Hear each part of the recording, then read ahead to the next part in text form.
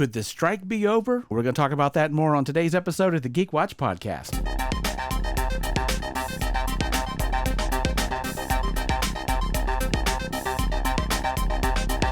This is the Geek Watch Podcast with Brian Hatcher and Mandy Petrie.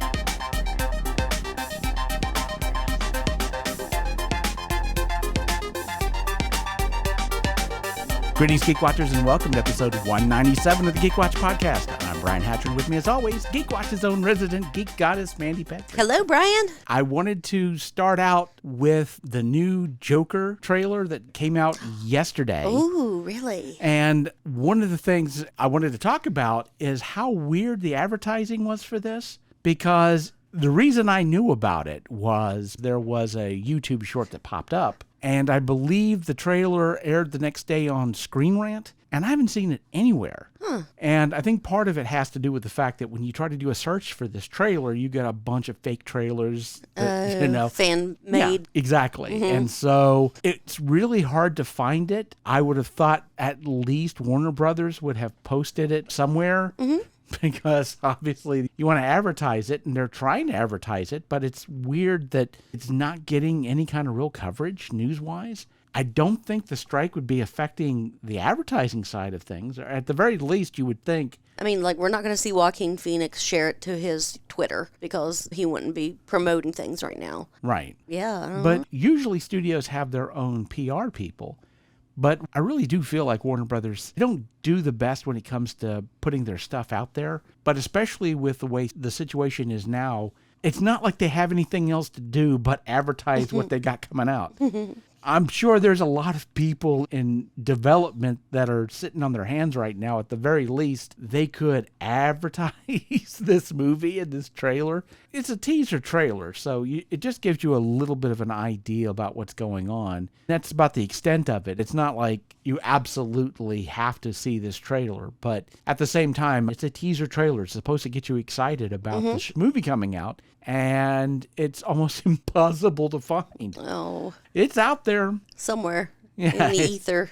It's out there. And like I said, if it wasn't for the fact that I got a notification when I was out on YouTube and saw that YouTube short that we're releasing a trailer tomorrow, I wouldn't have known. We wouldn't be having this conversation. But in case anybody was curious, yes, there is a Joker 2 trailer out there somewhere. So good luck. We'll see if you can find it. But I did want to talk about strike news this week because the WGA and the Producers Guild, they have been talking this week. Really? And, I mean, we only know that they've been talking. We know they've had a big meeting yesterday, which apparently didn't accomplish anything. They're supposed to be meeting again today. Mostly, from what I understand, there's supposed to be a big meeting amongst the studios today. And it's going to be your traditional studios like Warner Brothers and Disney, but also your streaming studios like Netflix and Apple. They're all getting together to discuss what the situation is going to look like going forward. I figured they wanted to at least get the temperature of what's going on. How far apart are they with the writers to figure out before they had their big meeting today, which I'm not sure what time it's going to be. It's going to be sometime today.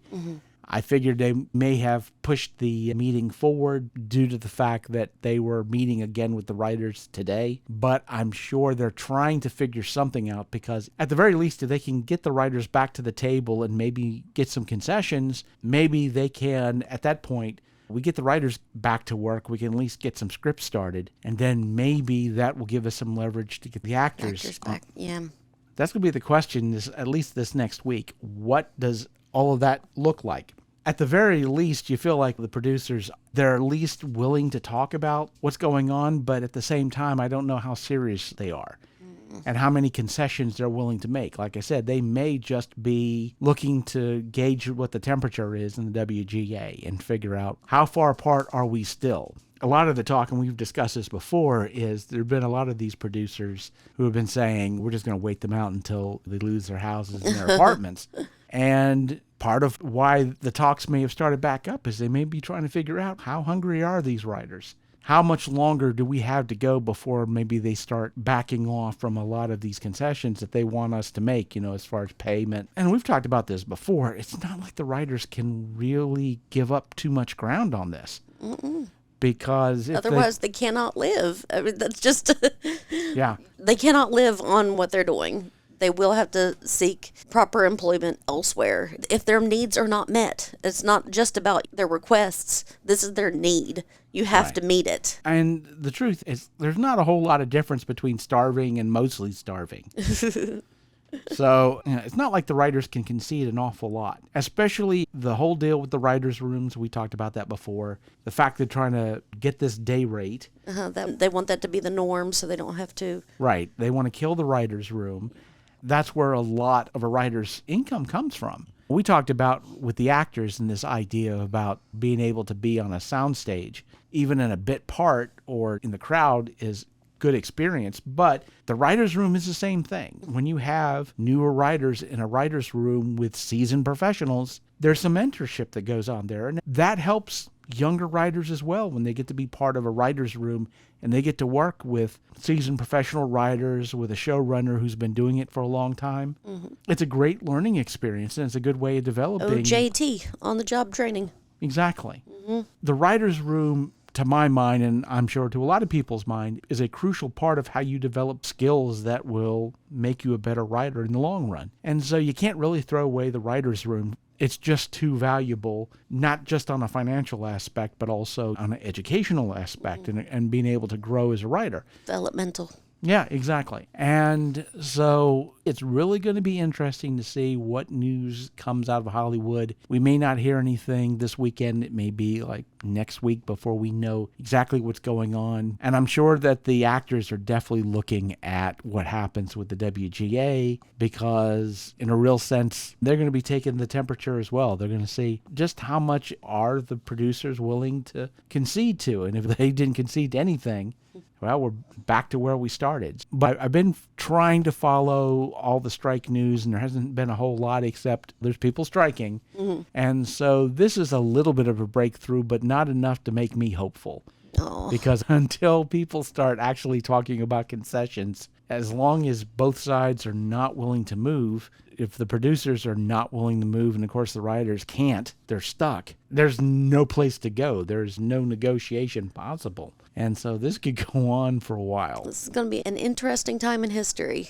Yeah, like the old Chinese curse, may you live in interesting times. It is. It's going to be very interesting. Of course, we're getting to a place now where things are starting to die down as far as new TV shows and movies. They're starting to dwindle. And I have been reading this online. I don't know if this is true or not. I cannot confirm this. So I'm going to preface this by saying I cannot say that this is 100% true. I have been seeing it everywhere on the internet, but we know how the internet is. But there is this rumor that American Horror Story is still filming using Scabs. Oh, no. Oh, that is so heartbreaking. Come on, Ryan. You know better than that. I mean, especially people like Ryan Murphy. They have their favorites. They're actors that they use over and over again constantly. Oh, man, that is heartbreaking. Yeah. Well, like I said, I cannot confirm nor deny that is the truth, but I have been seeing it everywhere. And if it isn't true, I feel bad for American Horror Story because that doesn't look good. And no. But at the same time, if they are doing it, oh, man. Especially if there are actors that have agreed to cross the line. But apparently Kim Kardashian's been filming with them. And this was something, of course, we've talked about before, where influencers on the internet and different celebrities might be brought in to try to replace actors. It sounds like it's working, if that's the case. This is a reality show personality. And having become famous without depending on a writer, they don't understand that side of things. All they had to do was talk and be led into certain situations, scenarios, because unless I'm mistaken, as far as reality TV show goes, the real world and TV shows like that they steer them into these situations. Right. to cause drama. Yeah, different reality shows have different levels of reality. There are some shows that they are absolutely written. There's not a bit of reality in any of it. And it's like you say, maybe there are people who don't necessarily understand what's at stake here and might wind up thinking, I get to cut to the front of the line because everybody else they're out of line. Right. They're in the picket line, so they're not auditioning. This is my chance to break through. And no, this could very easily backfire. Yeah, it's like they don't realize there's the farmer, the butcher, and the chef all depend upon each other. Right. And if you take one of those out, then that affects the other. Right. Just it's like a Jenga block. You Yep. pull out the wrong block, and that's when it affects you. Yeah. If you have a 3-legged stool, you take one leg away. That's it. You're done. But again, not only is this going to be bad for any actors that are participating in this and possibly any writers who are working on this show, but obviously the show itself is going to be affected by this. And the TV station that's producing FX, it. yes. Yeah, they're going to have issues with it. That is... Oh, man, the more I think about it, the worse it is, because FX in the last decade has had some beautiful Emmy award-winning writing. Yeah. And it's because of their writers. It's not, they've launched actors' careers, but it's because they're such good stories. Yeah. Such good stories. And, that is. It's heartbreaking, and if it's not happening, then they got some damage control to do because they need to nip this in the bud right away. Yeah.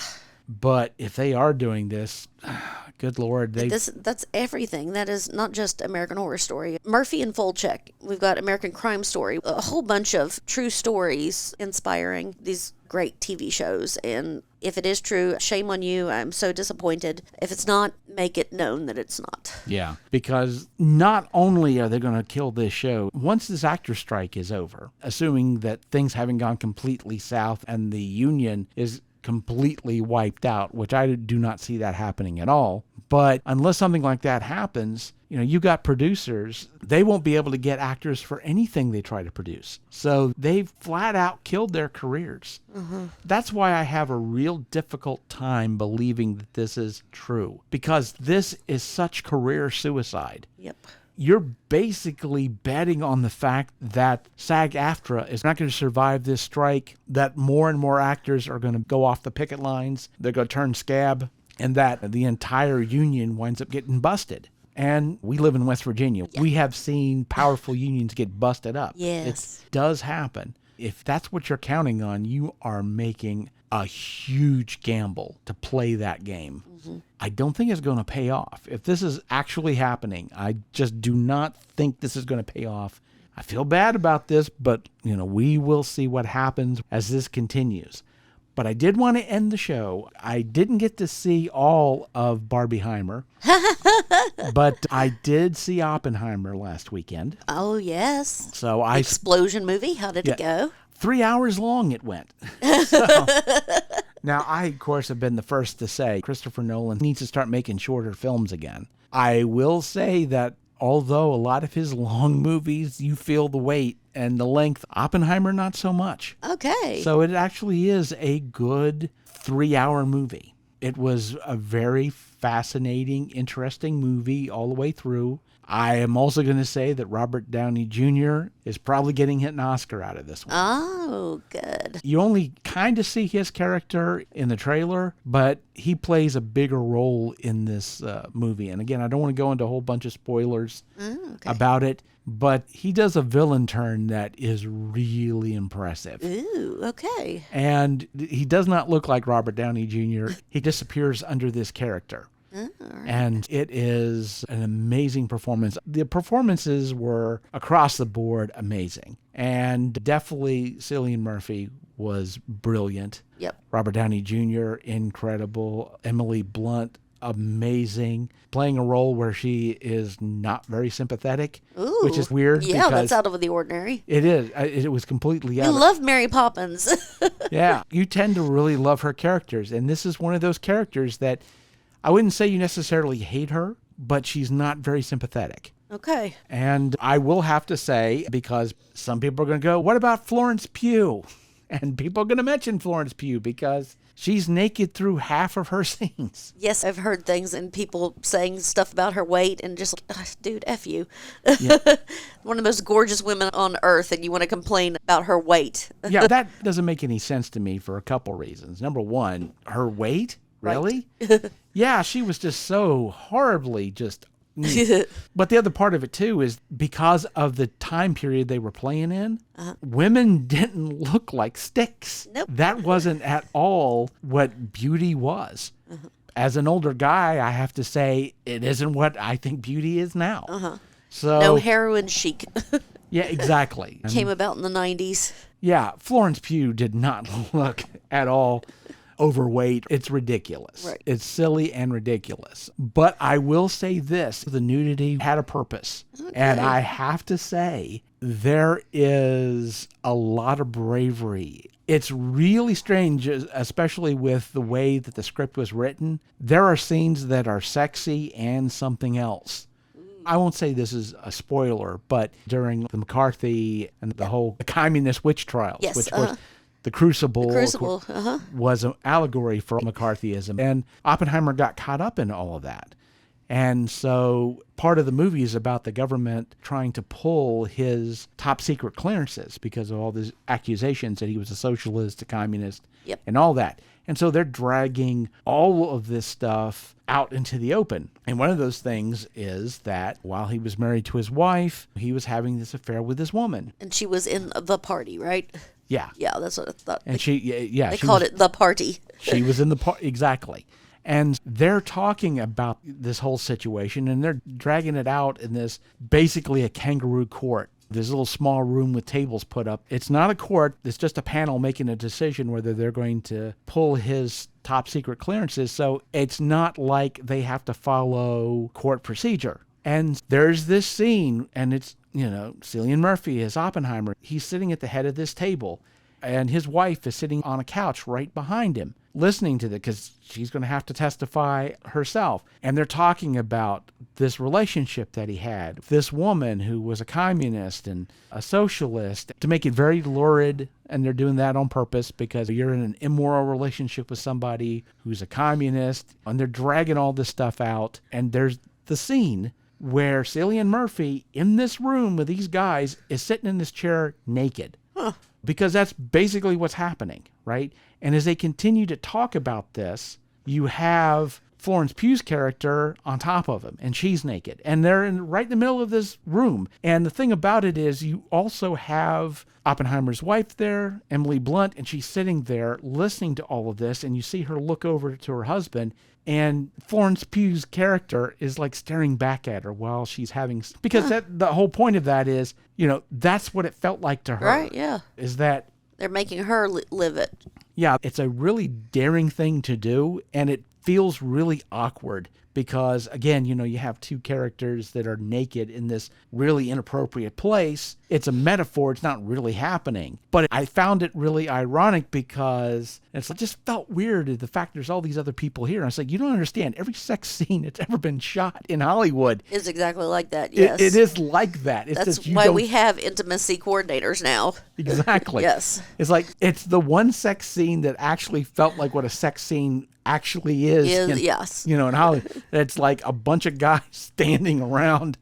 But again, it was a very interesting metaphor for what that character was going through. It was titillating, which it needed to be, but it was also uncomfortable to some degree, which it also needed to be. And it's very brave to put yourself into that situation as an actor, even though, again, it's not that much different than what you actually do when you're doing a sex scene. But here you are.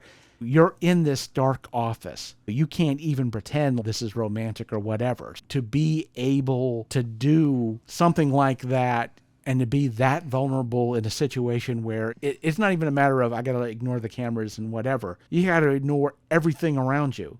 But for both Cillian Murphy and Florence Pugh to be able to do that scene with the conviction that they did and basically to be that brave in that scene was, to me, amazing. And what they say about the movie is true. It's loud. Yep. It is so loud. in a lot of ways. They wanted those atom bombs to be real. Oh, yeah. Well, I will say that the one scene that got me was when they finally do the first nuclear test. And they set off the bomb, and they've got the welder's glass, and they're looking. And the bomb goes off, and it's like really quiet because it's far away. You see the mushroom cloud, this ball of fire at night. And I thought, oh, this is a relief. This is such a relief. I'm not going to hear this big, loud explosion. This is nice. Thank you. Thanks for making it poetic and wonderful. And then, of course, you remember that sound doesn't travel as fast as light does. And then the shockwave hit, and it was really loud. And I'm like, oh, damn it, there it is. I thought I had gotten off. Nope. No, it was like... They tricked you. They did. That was the thing. It's like everybody was like, oh, no.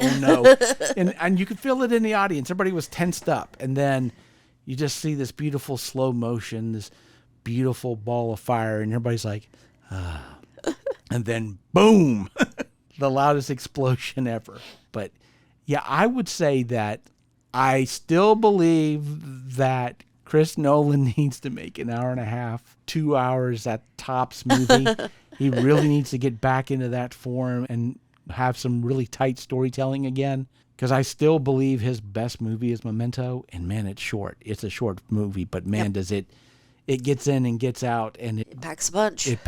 Yeah, it really does. It's memorable. Ha ha ha ha. Yeah.